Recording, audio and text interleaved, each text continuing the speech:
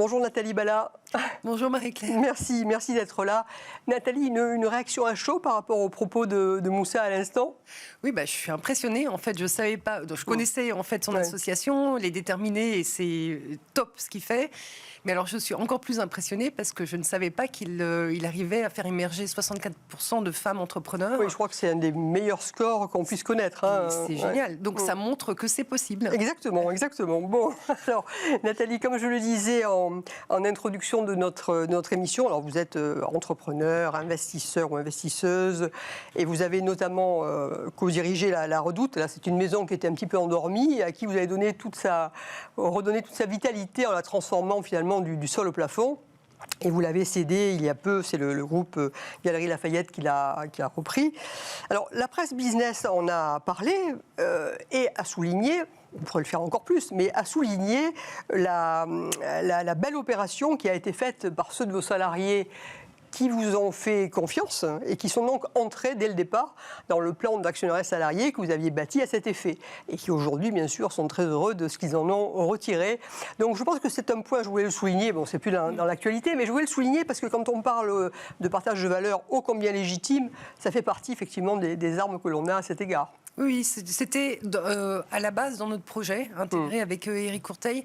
On avait une conviction, on savait qu'on devait transformer de fond en comble la Redoute, qu'on avait besoin des collaborateurs pour le faire, parce qu'une stratégie sans exécution, sans bonne exécution, ça ne marche pas.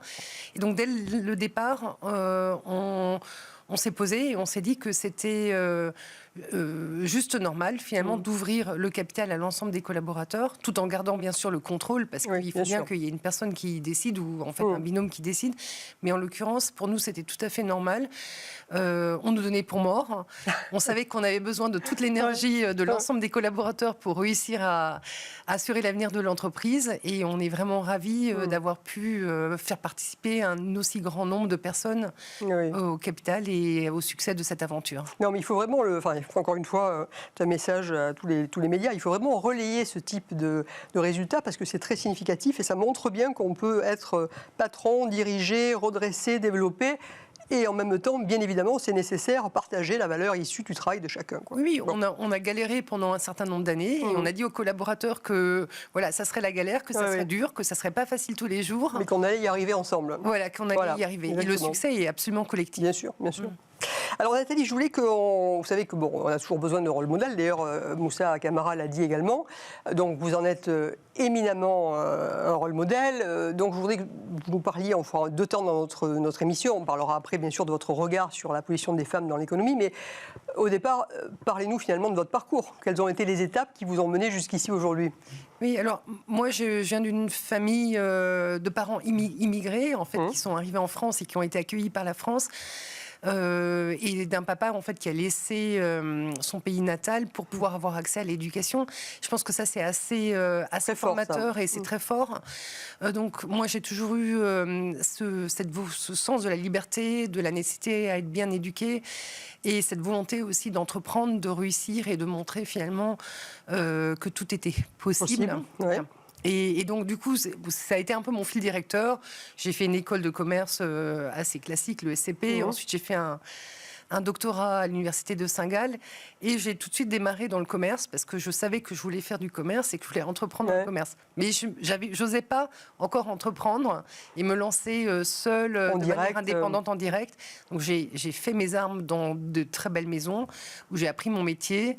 Et le moment voulu, en fait, j'ai pu rejoindre PPR qui, à l'époque, voulait céder la Redoute, voire, en fait, l'ensemble de ses activités de vente par correspondance.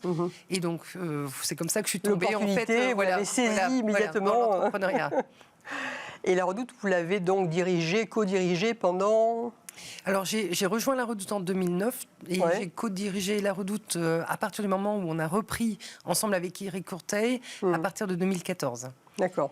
Donc, en fait, on a ensemble... vous connaissiez déjà la maison de l'intérieur et après, vous l'avez co-dirigée. Tout à fait, oui, donc, là aussi, un bel enjeu, un beau challenge que vous avez parfaitement relevé. Et donc, je suppose que vous avez devant vous d'autres projets, d'autres challenges dans lesquels vous vous lancerez. C'est peut-être trop tôt pour en parler, mais vous avez des projets. Oui, alors je pense qu'une fois qu'on est tombé dans l'entrepreneuriat et qu'on aime cette énergie, et finalement... Vous en parliez tout à l'heure, on a un projet, on est porté par ce projet, et finalement c'est plus une passion que, je dirais, un travail. Oui. Et je pense que quand on est habité par cette volonté d'avoir un impact, de trouver des solutions à des problèmes, ça peut pas être juste une fois, c'est quelque chose finalement qu'on veut refaire. Voilà, qu'on refait.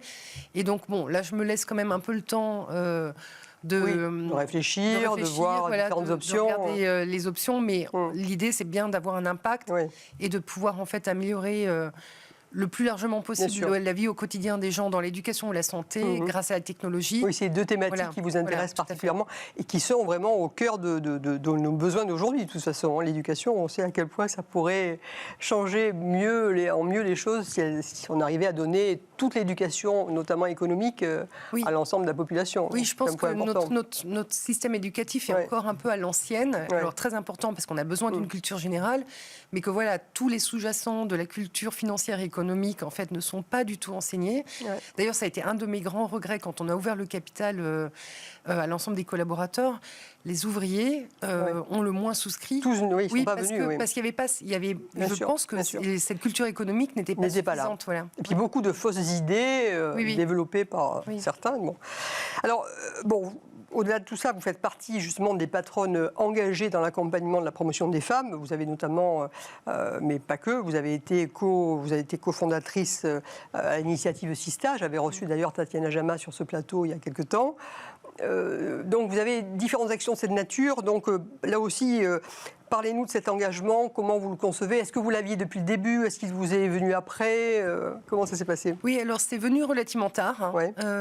Parce que quand on est dans le feu de l'action, on est engagé. Et finalement, pour moi, ça s'est quand même relativement bien passé. Donc, je ne me suis pas forcément posé énormément de questions. C'est plus quand j'ai accédé à la direction générale et quand je suis devenue PDG en fait, de la Redoute, que je me suis rendu compte qu'autour de moi, j'avais quand même énormément d'hommes et très peu de femmes. Surtout dans des niveaux élevés. Dans les niveaux élevés. Et c'était, pour moi, c'était désagréable. Parce qu'en fait, en gros, je trouve qu'une société où finalement, il y a une équilibre. Et un équilibre, c'est quand même plus intéressant et c'est plus riche. Donc, je me suis posé la question de mais pourquoi et ce qu'il fallait faire pour que les choses changent. Et quand Tatiana Jama et Céline Azort ont eu l'idée de Sista et nous ont en fait rassemblés autour d'elle pour confonder Sista. Oui, vous êtes trois à avoir été vraiment les faits du départ, en fait. Exactement. Et ça m'a paru comme une évidence. Et je pense que bien sûr, ce n'est pas qu'un sujet de femmes, c'est un sujet d'hommes et de femmes, finalement, de promouvoir la place des femmes dans l'entrepreneuriat.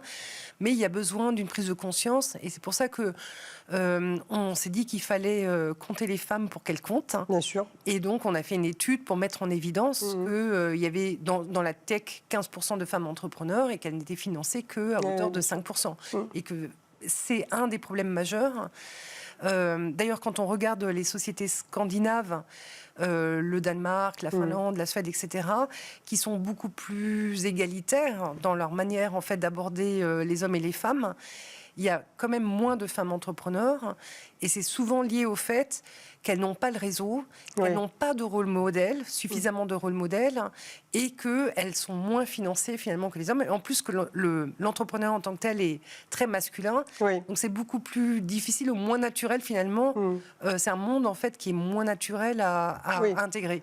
Oui, vous soulignez en fait que le sujet est un petit peu des deux côtés, c'est-à-dire qu'à la fois l'environnement global porte davantage à penser que ce sont des hommes qui doivent faire ceci ou cela, à la fois que les femmes n'ont pas toujours suffisamment confiance en elles.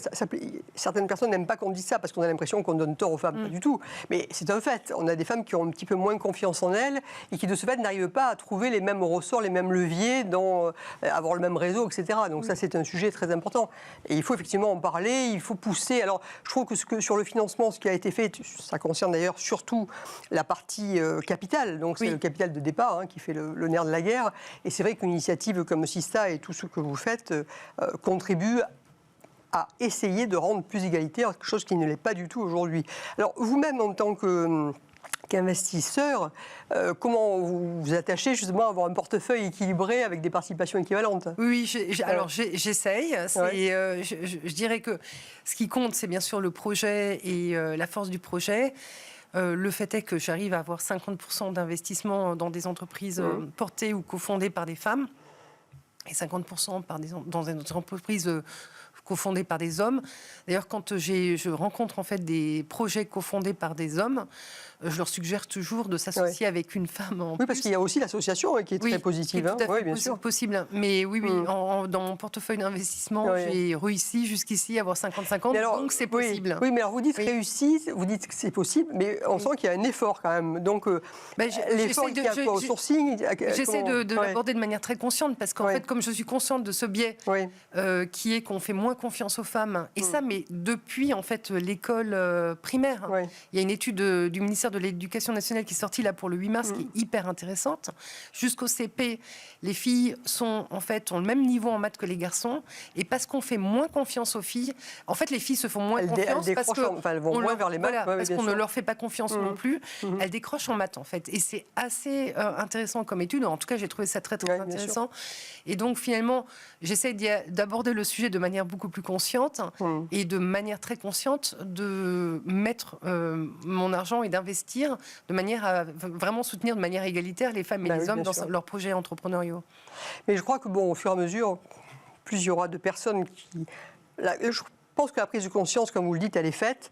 Et maintenant, c'est chaque fois les moyens. Et les moyens, finalement, c'est plutôt s'obliger en toutes circonstances à se poser la question de les femmes, les hommes et l'équilibre. Et on va y arriver avec ça. Dans un premier temps, il faut être volontariste.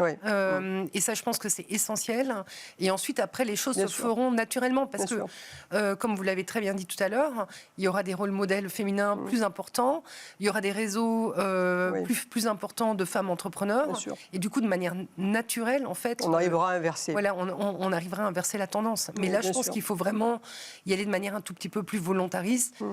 C'est pour ça que Tatiana Jama a aussi fondé le fonds Sister Fund pour finalement soutenir l'entrepreneuriat au féminin. Écoutez, très bien. Donc, on est bien d'accord sur le fait qu'il faut poursuivre avec beaucoup de conviction, beaucoup de détermination. Mais on va retenir le verre à moitié plein de tout ce qui a été dit. C'est qu'il y a beaucoup de progrès. Voilà. Bon, il nous reste à accélérer, mais on va y arriver tous ensemble. Donc, merci beaucoup, Nathalie.